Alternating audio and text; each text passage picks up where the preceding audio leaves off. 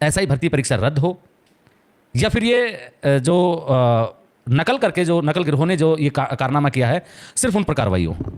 इसको ना महेंद्र जी समझने की बहुत ज़्यादा ज़रूरत है इस विषय की। खुद सरकार, मंत्रियों के पैनल ने जब सलाह दे दी सीएम साहब को, वो अगर इस बात पर फैसला नहीं कर पा रही है, इसका मतलब पता है क्या है? आदमी फैसले कब नहीं कर पाता? जब वो नैतिक द्वंद की स्थिति में होता है।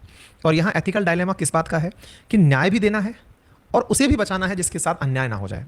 ये सत्य है कि जिन्होंने मेहनत करके अध्ययन किया, देखिए एसओजी इतनी बड़ी पुलिस फोर्स राजस्थान की गुनहगारों को ढूंढ रही है, बिल्कुल वैसे ही जैसे दाल में चावल में जब कंकर गिर जाता है तो उसको निकाल लिया जाता है, और उस तरह से आप चीज़ों को साफ करके निकाल सकते हैं। लेकिन हाँ, ये सत्य है कि रेत में से रेत को ढूंढना बहुत मुश्किल टास्क होगा फिलहाल के लिए। लेकिन फिर भी एक ये पक्ष भी, और ये सरकार की संवेदनशीलता है कि वो इस पर तत्परता से प्रभाव नहीं डाल रही है। अदरवाइज जिस तरह का माहौल और मोमेंटम बना हुआ है, 2 मिनट लगेगा और वाहवाही हो जाएगी कि साहब कैंसिल कर दी भर्ती परीक्षा।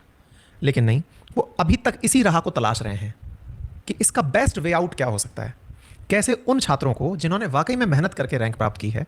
और देखिए सर, ये तो हमेशा का सत्य है कि मेहनत करने वाला जो बच्चा है ना, उसको जो दुख होगा वो आप और हम तब समझ सकते हैं जब हमने कोई मेहनत से चीज़ पाई हो और कोई हमसे उसे छीन ले।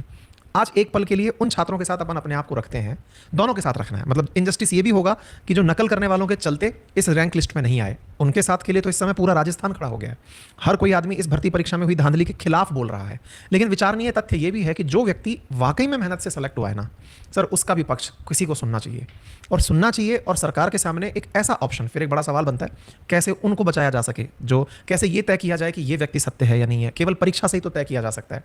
मैं केवल आपकी पढ़ी लिखी ऑडियंस से एक सवाल करता हूँ, और वो ये है, आपने आज से 2 साल पहले कोई पेपर दिया हो, उस पेपर में आपके उस समय जो मार्क्स आए हों, आज अगर मैं आपसे वही इतने समय की ट्रेनिंग के बाद पेपर दिलवाऊं, आप सिक्योर कर जाएंगे क्या उसी रैंक को वापस से? ये बड़ा मुश्किल रहेगा। मैं एज ए टीचर और एज ए विद्यार्थी, मैं खूब अच्छा एकेडमिक्स का विद्यार्थी रहा हूँ, गोल्ड मेडलिस्ट रहा हूँ और बढ़िया आईआईटी से पढ़ के आया हूँ। मुझे लगता है कि मेरी तैयारी अगर 7 दिन भी मुझसे छूट जाए ना, तो जो 7 दिन का रिजल्ट है ना, उसका असर मेरे को दिख जाएगा।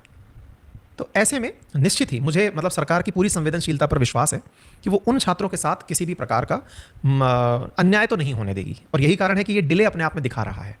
वहीं दूसरी ओर जो मांग उठ रही है ना कि इसको रद्द ही कर देना चाहिए, वो एक तरह से ये बता रहा है कि ये सबकी सब चोर हैं।